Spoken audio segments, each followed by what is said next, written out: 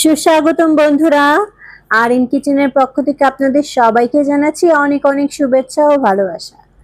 আজকে আমি আপনাদের জন্য নিয়ে এসেছি ইটালিয়ান ডেজার্ট, নামটা তিরামিসু।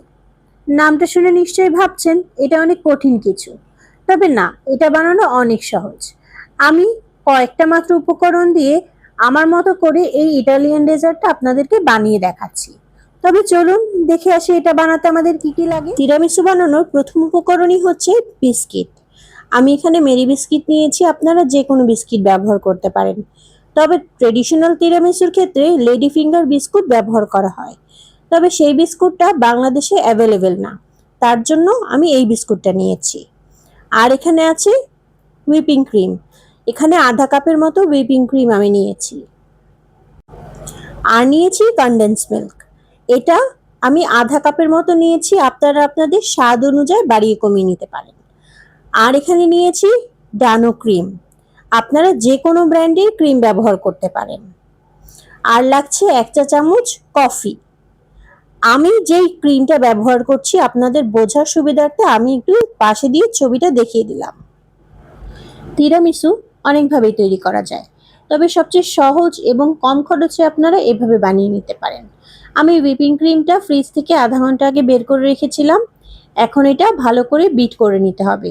এই কাজটা আপনারা হ্যান্ড উইক্স ব্যবহার করেও করতে পারেন, তবে ইলেকট্রিক বিটার ব্যবহার করলে কাজটা অনেক সহজ এবং দ্রুত হয়। হুইপিং ক্রিম বিট করা শেষ, আমি এখন এর ভেতরে দিয়ে দিচ্ছি কনডেন্স মিল্ক। কনডেন্স মিল্কটা আপনারা আপনাদের পছন্দ মতো বাড়িয়ে কমিয়ে নিতে পারেন, যদি মিষ্টি বেশি খান তাহলে আরেকটু বাড়িয়ে দিবেন, নতুবা যে পরিমাণে আমি ব্যবহার করেছি সেই পরিমাণে ব্যবহার করলেই চলবে।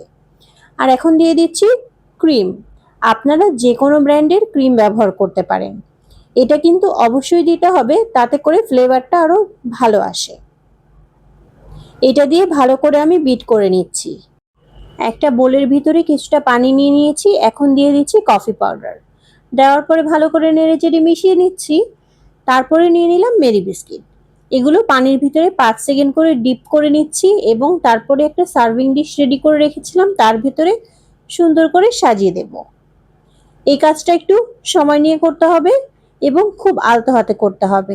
প্রথম লেয়ারটা এভাবে সুন্দর করে সাজিয়ে দিতে হবে, তারপরে যে অংশগুলো খালি থাকবে সেই অংশগুলোতে বিস্কিট ভেঙে এভাবে ভরাট করে দিতে হবে।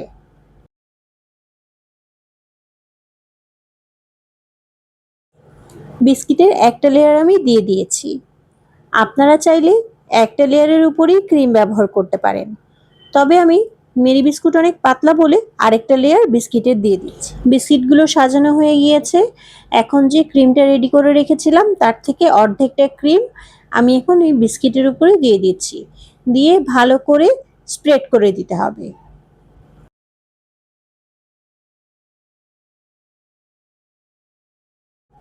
এখন ক্রিমটার উপরে সেকেন্ড লেয়ার অ্যাপ্লাই করার পালা।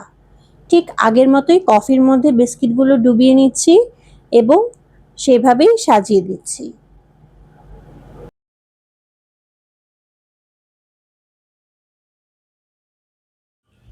বিস্কিটগুলো সাজানো শেষ, এখন অর্ধেক যে ক্রিমটি আমি রেখে দিয়েছিলাম সেই ক্রিমটি সুন্দর করে বিস্কিটের উপরে স্প্রেড করে দিতে হবে।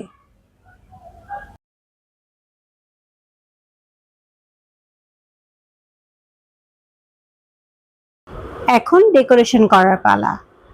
আপনারা আপনাদের ইচ্ছা মতো যে কোনোভাবে ডেকোরেশন করে নিতে পারেন। আমি এখানে চালনির সাহায্যে কিছুটা কোকো পাউডার দিয়ে এভাবে ডেকোরেশন করে নিচ্ছি। তৈরি হয়ে গেল ইটালিয়ান ডেজার্ট তিরামিসু। আপনারাও খুব সহজে এটা বাসায় বানাতে পারেন। আমি এখন এটা কেটে পরিবেশন করে দেখাচ্ছি।